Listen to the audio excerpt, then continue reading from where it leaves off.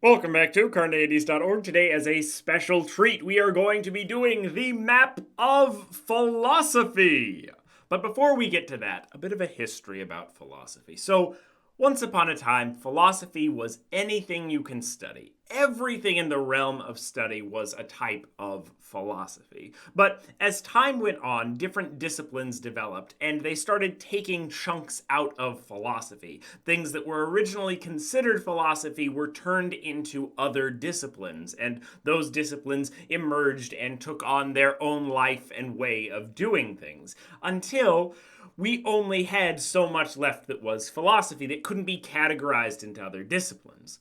But philosophy still had its fingers in all of those other pies. You still had philosophy of science, philosophy of religion, philosophy of education, philosophy of mind. All of those things still existed in philosophy and served not merely as kind of an old version of what those people did, but rather a way to connect that discipline to other disciplines. Philosophy is that in-between substance, that thing that can actually connect both science and religion, that can put different disciplines on the same playing field to talk to each other. And all of these disciplines to this day still honor their original connection to philosophy because everyone, when they get the highest degree in any of these disciplines, gets a PhD or a doctorate in philosophy of whatever they're talking about. Therefore, I give you philosophy, the glue that holds all of the rest of academia together. Now, at the center of philosophy, you have logic and philosophical methods. These are the methods with which philosophy can connect these various disciplines, as well as kind of translate our normal language in something that can be evaluated and assessed by math and the simple rules of logic. So, we'll start in this with formal classical logic, but we also have non-classical logic we'll look at, informal logic, and philosophical methods. So let's take a look first at formal classical logic. So the basic building blocks of formal classical logic are first order logic. This starts off with propositional logic, which is kind of macro logic dealing with the relations between propositions and statements and the logic in between those, as well as categorical logic, which is kind of an older version of logic that works on the micro scale that deals with subjects and predicates within each of those propositions and statements. Those two combined in the more modern era to form predicate calculus that quantifies over those individual subjects and predicates, but also works on the larger scale relating propositions to each other.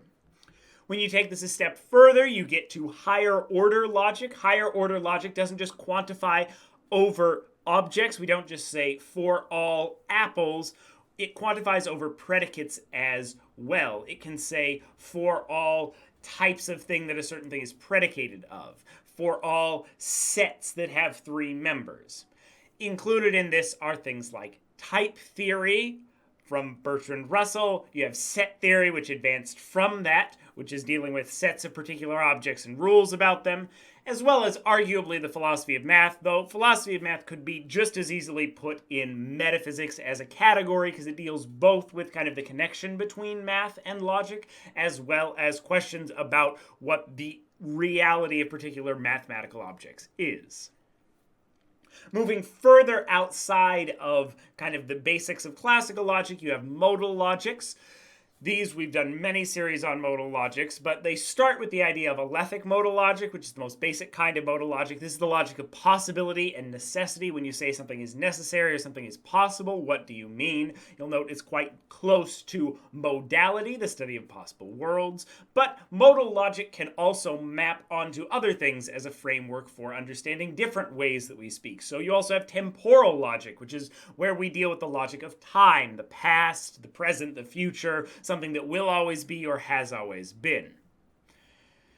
Also within the category of modal logics, you have epistemic logic. Epistemic logic is the logic of knowledge, belief, justification, how you can make logical arguments using those tools. And we also have deontic logic. Deontic logic is the logic of ethics and obligation, particularly when you're in a particular form of ethical theory, which we'll get to in a bit. Now we're going to move on to non-classical logic. So non-classical logics generally deny or question kind of one of the basic premises of classical logic. So we have many valued logics. This is more than just true and false. A very popular version of this is known as fuzzy logic, that there are lines of in between something being true and false. You also have computability logic. This deals with not what is true in terms of logic, but what we can prove and provability. You also have linear logic. Linear logic works with kind of a combination of intuitionistic logic, which we'll get to in a sec, and classical logic. You have non-reflexive logic, which in certain ways denies the law of identity and saying that identity isn't necessarily reflexive. You have relevance logic as well. Relevance logic talks about concerns dealing with kind of the conditional in logic, if-then statements, talking about do if-then statements, does the antecedent and the conditional need to be related? In classical logic, they don't need to be. Relevance logic puts a requirement on them that they do need to be related. Intuitionistic logic. Intuitionistic logic denies the law of the excluded middle and questions that. And there are many, many more non-classical logics. You have paraconsistent logic, non-monotonic logic, and many more. But the basic idea in this section of logic is these are logics that question some basic tenet of kind of our formal classical logic. Now we're going to move on to informal logic. So when I'm talking about informal logic here, informal logic isn't particularly well defined. We're going to talk really about non-deductive kinds of logic. Deductive logic is what we've been looking at so far, where the truth of the premises guarantees the truth of the conclusion.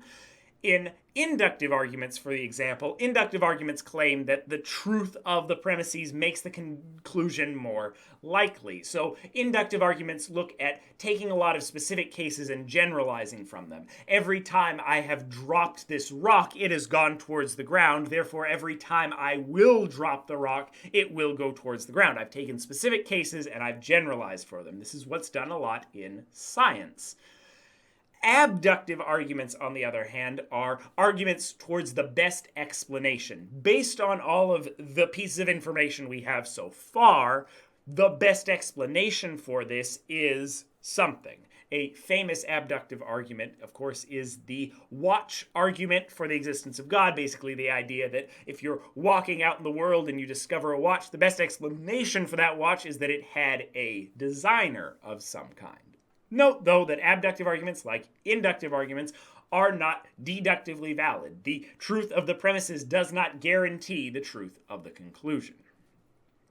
Now we're going to talk a bit about philosophical methods. So all of these arguments are working with premises that we've come up with in some way and seeing what we can get from those premises, what we can conclude from them using various systems of logic. Philosophical methods looks more at how we get those premises to begin with, specifically using a couple different techniques of philosophy. So one technique that's used by many philosophers is thought experiments. Thought experiments start with a philosopher saying, imagine that this is the case, and it tries to lead your intuition, which we'll touch on in a sec, to a particular conclusion. It gives you the intuition that, and based on that intuition, a philosopher will conclude something else using that intuition and logic.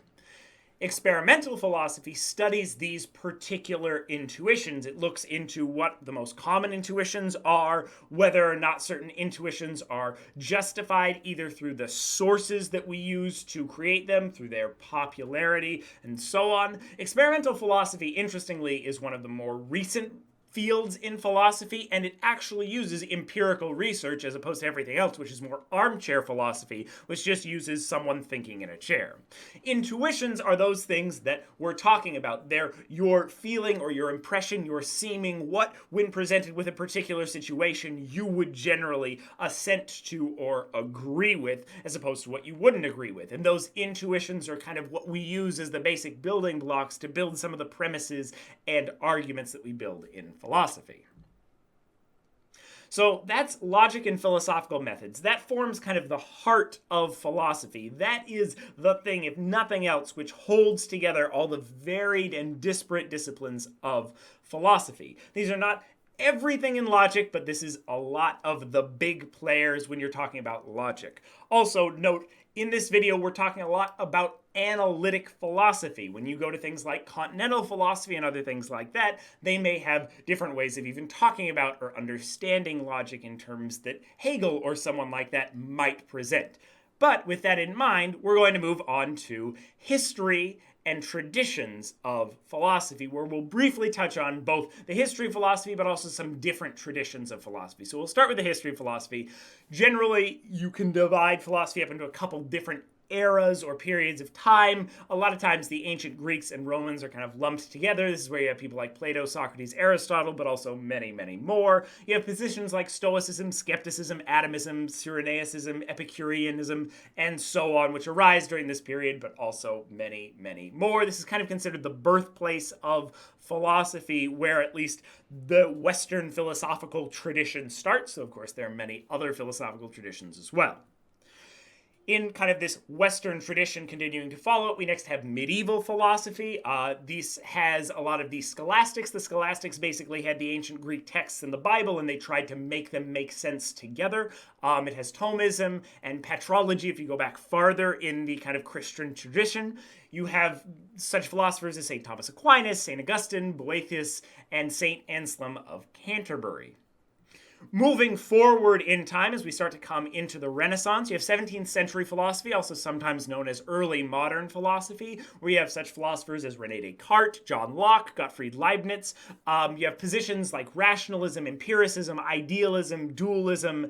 In kind of more political philosophy, you have thinkers like Thomas Hobbes that emerge. You start having kind of this renaissance of ideas, the recreation of ideas, and we start having some of these philosophical arguments that we haven't really had since the ancient Greeks again, and start advancing on them and coming up with new ideas.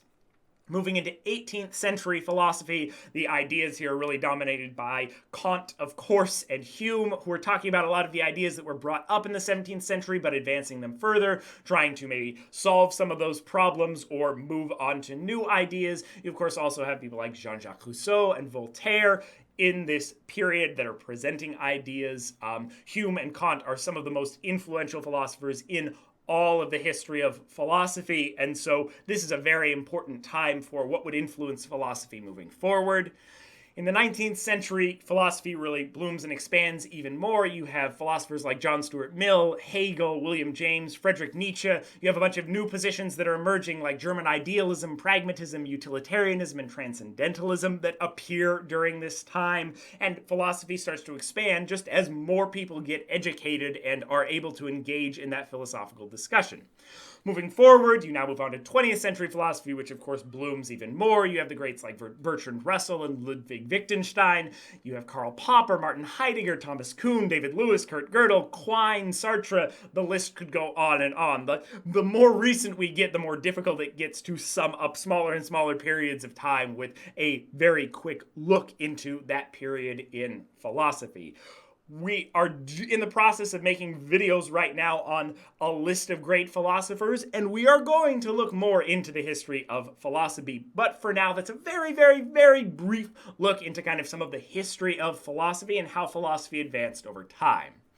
Now we're going to talk about some various traditions in philosophy. I will fully admit before we get into this that I am an analytic philosopher. I am based in analytic philosophy, so anything that I present in here that is incorrect or someone that's better versed in one of these other traditions of philosophy, please correct me in the comments, but I'm going to do my best. So, analytic philosophy generally is pervasive throughout the English-speaking world and has been for a while, and analytic philosophy is a tradition that's built out of the tradition we were kind of looking at that starts with the ancient Greeks and moves forward. But there are many other philosophical traditions that move forward. So in North America right now, we're mostly English-speaking philosophers, and so analytic philosophy is awfully dominant, but there are other traditions here, such as Native American philosophy. A lot of Native American philosophy has dealt with sovereignty, power, the idea of indigenous rights over certain lands, and has often been shaped by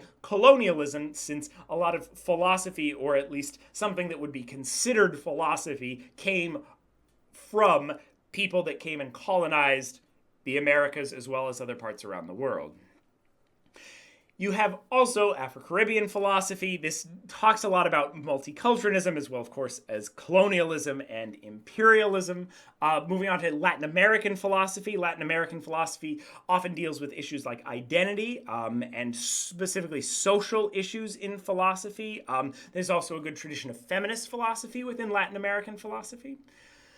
Now, you have in Europe what might be considered one of the main traditions that kind of opposes analytic philosophy, which is known as continental philosophy. We're very, very briefly going to just list a couple of the positions that exist in continental philosophy and not in any way get into explaining what it is or if it even is its own separate thing. Continental philosophy includes things like phenomenology, post-structuralism, hermeneutics, existentialism, critical theory, speculative realism, German idealism, and more. I have a video on analytic versus continental philosophy that just barely touches the surface of this distinction. Hopefully, we'll do more on continental philosophy because I know it's a very popular topic in the future, but for now, we're going to keep going. So African philosophy is a difficult topic.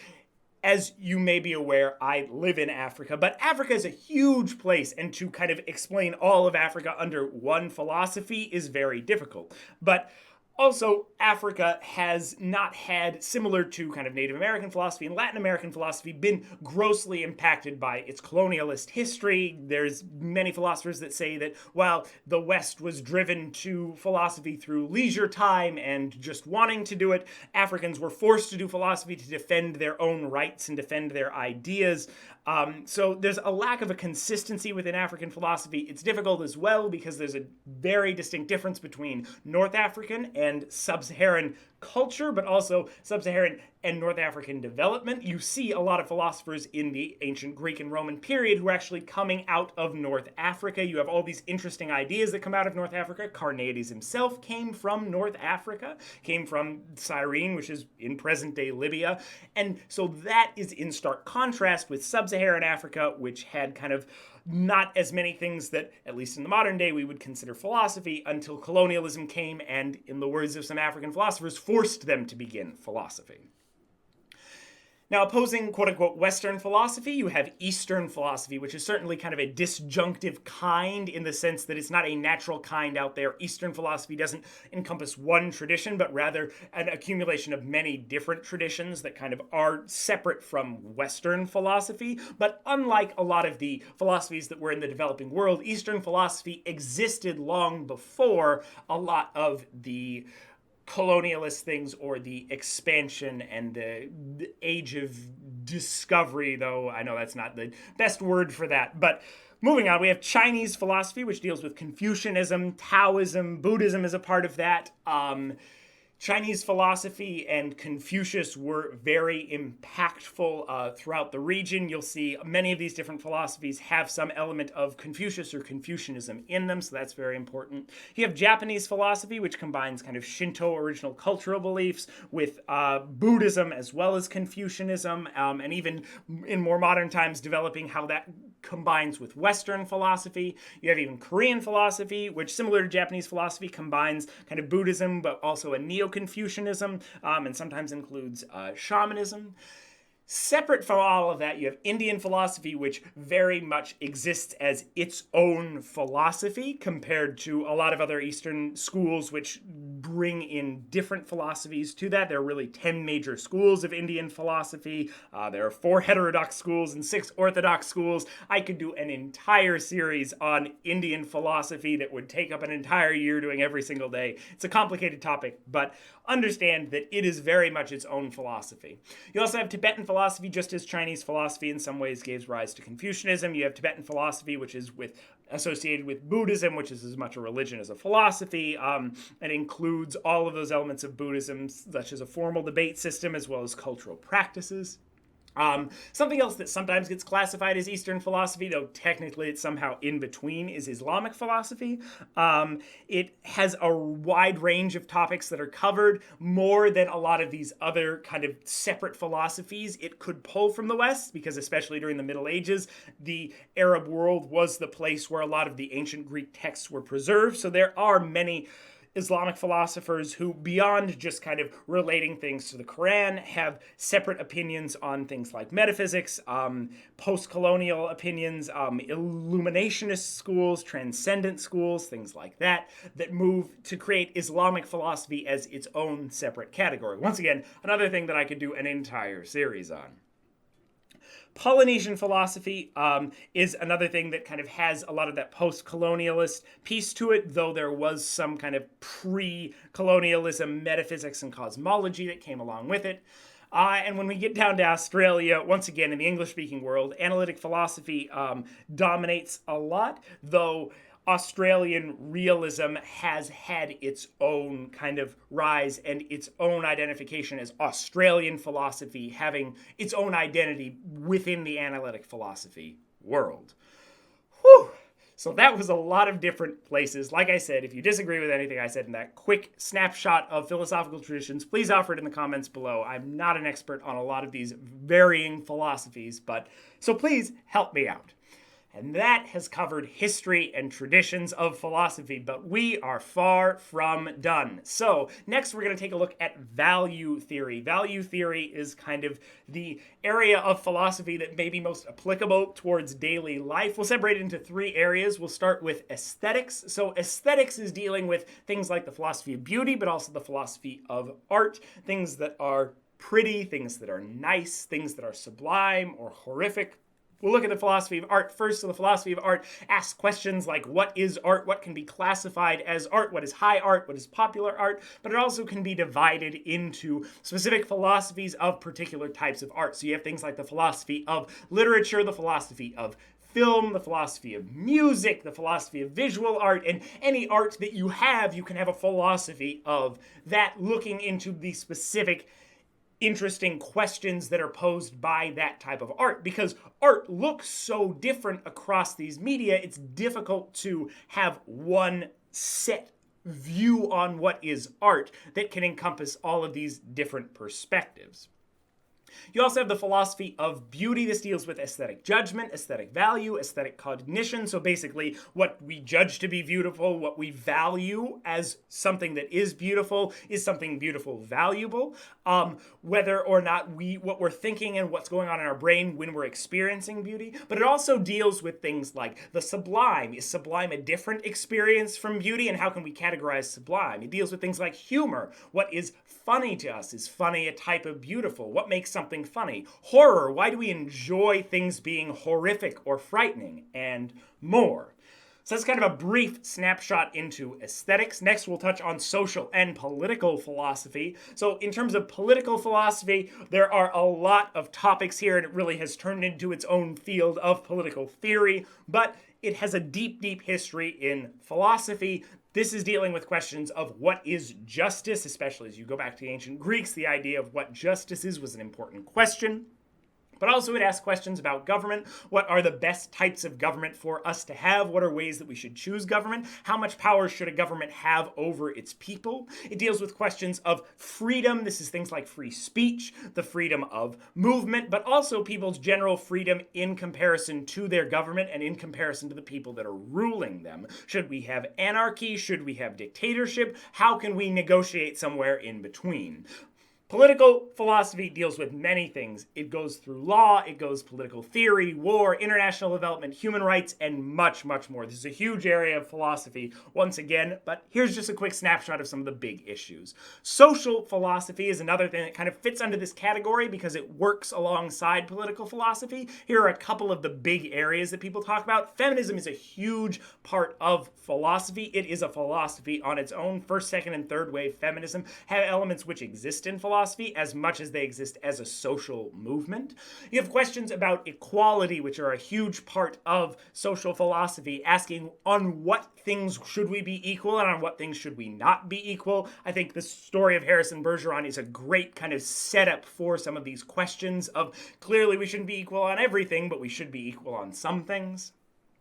The philosophy of culture, which deals with a lot of the things we were just talking about in traditions of philosophy, how philosophy and culture can intermingle, and also questions relating to culture, what culture is, how culture is created, what things are created by culture, and so on. But also we have things like the philosophy of gender, the philosophy of race, the philosophy of sex, the philosophy of sexuality, and more and more. Just as these things grow, so do the philosophies that are related to them. Just as any of the disciplines we looked at the beginning grow, so must the philosophies which can translate the ideas presented into those disciplines into a language that all of academia can speak grows. So that is, once again, a very brief snapshot into social and political philosophy. The last area of value theory is probably one of the most commonly associated with value theory, and it is one of the areas that frequently people are thinking about when they're thinking about philosophy. It's moral theory and ethics. So this can kind of be divided into three parts. So we have ethics such as metaethics. Metaethics is asking the question, what type of thing is good? What type of thing is evil? Is something being good just an opinion that we have? Is it someone just saying, yay, this is good, I like it? Or is it actually something that exists completely separate from our subjective views about good? Is it something that exists naturally? Is it something that exists just based on our creation of it? And that's a big question in metaethics. In normative ethics, we kind of have an assumption that good is something we're going to be talking about, and we're asking, how can we divide things into good and bad? What's a general theory that we can use to divide particular acts or particular people into good and bad people? Three of the main theories in normative ethics are consequentialism, which has things like utilitarianism, that whatever is doing the most good is good, and you have rule utilitarianism versus act utilitarianism. Consequentialism generally focuses on the consequences of an action to determine if it's good or not. You have deontology, which looks things like divine command theory, but also Kantian ethics. This is kind of making very specific rules. If you follow these rules, you will be good. Virtue ethics, which looks more at the virtue of a person, which talks about virtues and vices. This is going all the way back to Aristotle, though it's had a resurgence recently. Virtues being kind of the balance between two vices. If someone acts virtuously, they're doing good. If you act as a virtuous person would, then you're acting in a good way. And this has a lot of play in with what we saw earlier, deontic logic, the logic of ethics and obligation, especially when you're dealing with kind of rules or that kind of either rule utilitarianism or rules in terms of deontology or another theory of ethics, which can be then formulated into kind of logical sentences. Going a step further, kind of zooming in down on ethics, you have applied ethics. Applied ethics takes those normative theories and applies them to specific real problems that we have in the world. These are things like biomedical ethics, business ethics, environmental ethics, professional ethics, political ethics, social ethics, technology ethics, development ethics, and much, much more. Whenever you're actually asking about a real world problem, is this person's actions, are they good or bad? That's a question in applied ethics. And applied ethics, as much as any area of philosophy, has its fingers in any pie where you're dealing with really any kinds of questions of what should you do? What is good for you to do? So, that's a brief glimpse into value theory, our third kind of general area of philosophy we're going to look into. And the last two areas kind of meld together, so we'll look at them simultaneously, and then we will look at the whole map. So, first off, we'll talk a bit about epistemology. So, epistemology is a big complex word which means the study of knowledge. Knowledge is generally considered by philosophers to be true justified belief, or true warranted belief, as you will. This is dealing with the principles of knowledge, the varieties of knowledge, and the definitions of knowledge. That's what we're studying when we're talking about epistemology. But this can expand to other things. So epistemic states and properties, when we're dealing with belief, we have to talk about the state of believing something or the state of being justified. But we can also talk about the state of being wise or the state of being epistemically lucky, just getting things right even though you might not have good reasons for it. Being epistemically defeated, being rational, being warranted, or having something be based on something else. We also talk about social epistemology, where you have more than one person trying to know something, where you have trust, where you have interactions between people. Do you trust someone else's beliefs? And that's why you're justified in holding a particular belief or knowing a particular belief. You have collective mentality. You have social choice procedures, how we make choices as a whole based on our beliefs, and much more. You also have the sources of our epistemic knowledge. This comes down to one of the big distinctions in philosophy between a posteriori and a priori. A posteriori knowledge being knowledge that we get from the world with experience, and a priori knowledge being knowledge we get independent of experience. And this also digs down into specific types of experiences you can have. You can experience memory, testimony, reasoning, but also seemings, intuition, as we talked about before, and perception, as we will talk about in a moment. You also have tons of individual epistemic theories, such as skepticism or pragmatism, but also things like foundationalism, coherentism, contextualism, internalism, externalism, infinitism, reliabilism, rationalism, empiricism, and much, much more. In the future, I hope to do videos on all of these theories, but as you see, there's so much in philosophy to cover, it would take a lifetime to do it all. And you'll notice also we're right next to epistemic logic, once again, building into our logical framework that connects all these areas of philosophy and nay, even all the areas of academic discourse down to a logical framework that we can speak about these things such that people aren't talking past each other. So that's a brief glimpse into epistemology. You'll note there are some other things in this yellow color, but before we get to that, we're going to jump into our last area, which is metaphysics. So there are many, many different things in metaphysics, and it's a huge category. We're going to cover a number of them here, but there's always going to be more. So one of them is ontology. Ontology is the study of things that exist. It tries to divide the world into objects that exist and objects that don't exist. And different ontologies say that everything exists, nothing exists, or somewhere in between. Philosophy of objects talk about different types of objects. What are objects made of? What even are separate objects and things like that. You have Mariology, which breaks those objects down even further, talking about the part-hood relation. What do we mean when we're talking about parts of something? You have identity, once again, kind of relating to objects. Why is an object the same object over time if parts of it change? You have personhood, which both deals with issues of identity, what makes you the same person over time, but also with the idea of what makes something a person. At what point does someone become a person? And this connects back to issues in ethics, and specifically applied ethics when you're talking about issues of abortion. And you also have things like properties. So just as you have objects and things out in the world, those things seem to have properties like redness or roundness or sweetness. I'm thinking of an apple if you can't tell. But those properties, what are those things? Do they actually exist? How do they adhere to the objects? And answering the question of do they actually exist, you have specific metaphysical opinions like realism, such as universals or abstract objects really exist in the world. They're not just words we use to describe things. Realism would be an example of a global metaphysical theory, like relativism, process philosophy, physicalism, phenomenalism, monism, logical atomism, dualism, idealism, and more. These are global metaphysical theories that try to explain everything in metaphysics through kind of one lens. Those theories have to go across the various levels of metaphysics and connect. Once again, philosophy is about connection. Connect between metaphysics and other elements of philosophy. So you have studies of interlevel metaphysics like grounding, supervenience, reduction, grounding again, fundamentality, emergence, realization, determinants, determinables, and more. Interlevel metaphysics is talking about how we're playing and how physical or mental states can interact with each other.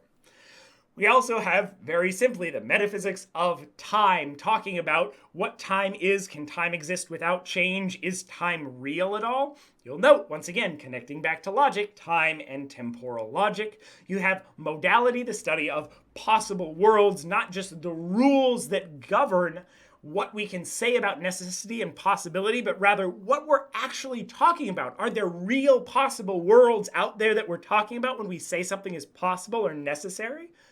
You'll notice, once again, connected right next to alethic modal logic, which is the logic that kind of turns this and formalizes these philosophical theories into something that can connect to other disciplines. And of course, we have the study of causation, how cause and effect work. Is there even such a thing as causation? So that's a brief glimpse into theories that are specifically metaphysical. But there's a lot of realms of philosophy which are a part of metaphysics or a part of epistemology or have roots in both of those traditions. And that's what we're going to talk about right now. So two big areas of philosophy which are present in both of these areas and are things that I talk about a lot here on the channel are philosophy of religion as well as philosophy of science, which we will very briefly touch on right now. So philosophy of science has many different parts to it, but one of them is scientific methodology. And this kind of leans more on the epistemic side of how science is justified. Philosophy of science works to justify science. So one of the things we look at here is things like the problem of underdetermination. How, when we don't have enough information to determine which theory is true, can we pick a theory rationally? It deals with things like the new riddle of induction, talking about which predicates we use. This is probably more connected to philosophy of language and philosophy of science than anything else. Which predicates we use and how those particular predicates can be predictable over sets of things. And we also talk about the problem of induction, which connects back to inductive reasoning that we were talking about a moment ago, and inductive arguments, which are the basis for science. The problem of induction is talking about how we can ever have a scientific argument that's deductively valid, because that seems impossible given that we can't prove the uniformity of nature, that the future will always be like the past, without assuming that the future will always be like the past. The history of science is another important area of philosophy of science. This is not just cataloging the history of science, but rather talking about the way that our scientific theories shift and change over time, and how we're actually comparing our theories back to a paradigm that exists, and as that paradigm shifts, certain theories may become more or less justified. We're talking about natural kinds within the philosophy of science, especially as we get to our next thing, realism. Natural kinds are those things that exist in the world, and there's a question of, are scientists going out and discovering natural kinds, or were those natural kinds just kind of rules or turns of phrase that we've put in there ourselves? We're talking about realism. Scientific realism is an important position in the philosophy of science because that's one of the positions that justifies the truth of scientific theories, or claims to justify the truth of scientific theories, with a philosophical backing that can let those theories actually go head to head with theories of religion or theology or metaphysics or something else that tries to explain the way the world is. Because right now, without philosophy, science and religion talk past each other. If you build down to scientific realism, you can actually have that conversation using the same tools at the same playing field. This is different from realism in terms of metaphysics, where we're talking about that there actually are real universals or real abstracts, though they both go by the same name. There's a lot of things in philosophy that are called realism. In philosophy of science, we also have philosophy of every single scientific discipline you could possibly imagine. You have philosophy of biology, chemistry, physics, quantum mechanics, social sciences, cognitive sciences, computing, information, mathematics, psychology, medicine, anthropology, education, history, and more.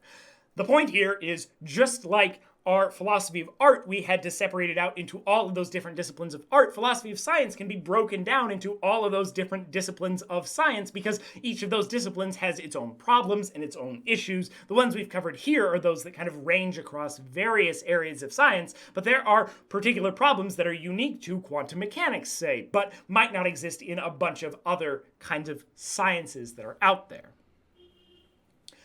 Now we're going to move on to another area of philosophy, which is philosophy of religion. Once again, with the idea of philosophy being kind of the connection between different disciplines, science and religion often talk past each other in arguments. So just as philosophy took science down to a level where it can communicate with other disciplines, it takes religion to a level where it can communicate with other disciplines. And one of the most important and central areas of philosophy of religion, which has been argued about since the beginning of time, is arguments for and against the existence of God or gods. Some of the most famous arguments for and against the existence of God include the ontological argument, which is an argument, a proof of God's existence from pure reason alone, not using experience. You also have the teleological argument for the existence of God, which is kind of a best explanation. What is the best explanation of the things that we see in the world?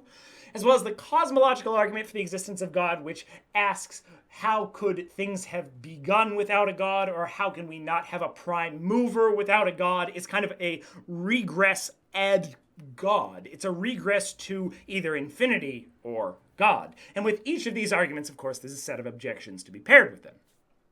And probably the most famous argument against the existence of God, which is the problem of evil. However, there are a number of other arguments against the existence of God, such as the Euthyphro dilemma. I could go on.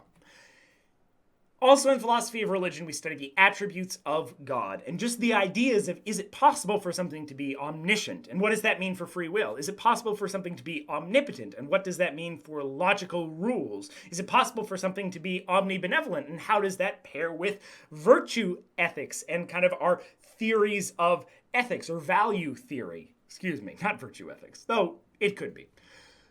Also talking about religious experience. Religious experience is an important element of religions, and so it's something that's studied by philosophy. What is religious experience? Is it an importantly different kind of epistemic state or state of mind that certain people enter into? Can it be used as a justification for particular arguments for and against the existence of God?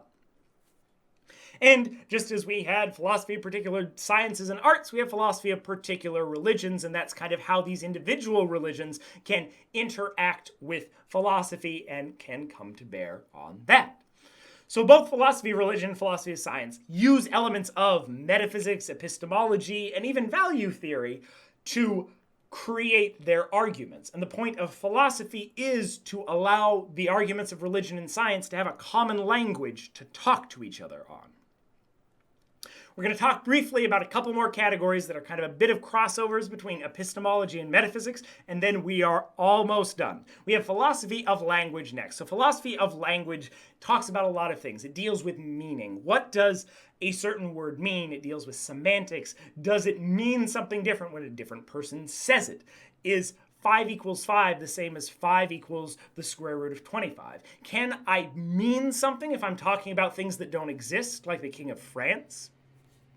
And so on.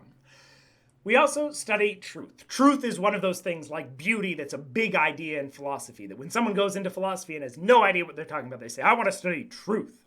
There are many, many different theories of truth, and we have a huge series on You Can't Handle the Truth, where we cover a lot of these different theories, from coherentism to correspondence theories of truth to Tarski's theories about the indefinability of truth, and so on and so forth. Philosophy of language also deals with specific expressions in philosophy, and once again, how those expressions can be kind of quantified and turned into logical expressions that we can very clearly evaluate the truth or at least validity of. These are things like indexicals, demonstratives, nouns, verbs, adjectives, adverbs, names, determiners, modal expressions, predicates, quantifiers, questions, quotations, conditionals, temporal expressions, generics, connexive, descriptive, and more.